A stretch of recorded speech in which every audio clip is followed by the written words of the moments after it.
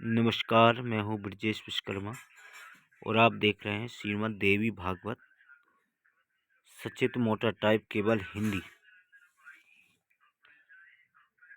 Gita press Gorakhpur. अपना विषय है कि पौराणिकों एवं वेदिकों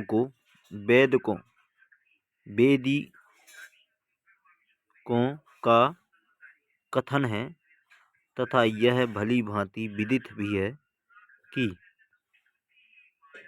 ब्रह्मा जी इस अखिल जगत के सृष्टा हैं। साथ ही वे यह भी कहते हैं कि ब्रह्मा जी का जन्म भगवान विष्णु के नाभि कमल से हुआ है। फिर ऐसी स्थिति में ब्रह्मा जी स्वतंत्र सृष्टा कैसे ठहरे? मतलब सूत जी समझा रहे हैं कि हमने सुना है कि पुराणों और वेदों में हमने यह भली भांति कथन किया है कि ब्रह्मा जी इस जगत के स्वतंत्र सृष्टा हैं।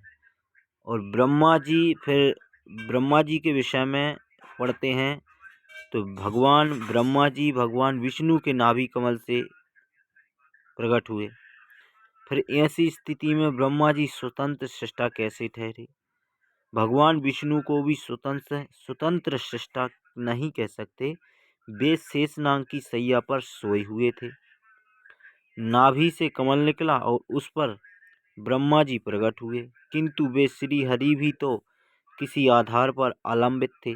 उनके आधारभूत क्षीर समुद्र को भी स्वतंत्र सृष्टा नहीं माना जा सकता, क्योंकि वह रस है। रस बिना पात्र के नहीं ठहरता, कोई न कोई उसका रस का आधार रहना ही चाहिए। अतएव चराचर जगत की आधारभूता भगवती जगदम्बिका ही स्वतंत्र सृष्टा रूप में निश्चित हुई। यहाँ क्या क्लियर हो गया? न ब्रह्मा जी स्वतंत्र हैं न विष्णु जी स्वतंत्र हैं। ये दोनों कह रहे हैं कि हम शेरावाली माता को ही स्वतंत्र सृष्टा मानते हैं। अब आगे श्री शेरावाली के अंग से 3 देवियां भी और उत्पन्न हुई। कैसे? उन्हीं भगवती की सात्विकी राजसी तामसी, सात्विक शक्ति लक्ष्मी, राजसी तमसी सावित्री और तामसी शक्ति महाकाली। स्त्री की आकृति में महाकाली महालक्ष्मी ये सात्वी है और महासरस्वती ये राजसी है और तामसी शक्ति है महाकाली के रूप से प्रकट होती है। यानी कि सतगुण विष्णु जी की पत्नी श्री लक्ष्मी जी और रजगुण ब्रह्मा जी की पत्नी महासरस्वती जी और तामसी शक्ति है महाकाली शंकर जी की पत्नी। संसार की अवस्था दूर करने के लिए इनका अवतार होता है। ये संसार के जो है ना दुष्ट आत्माओं का संहार करने के लिए इन आत्माओं का अवतार इन्हें जन्म होता है।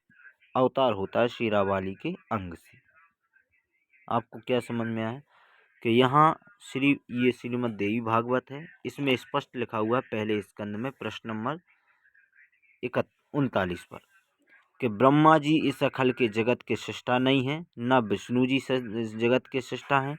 यहाँ शेरावाली माता को जगत का सृष्टा माना जाता है। अब आगे शेरावाली माता के विषय में भी बताएंगे।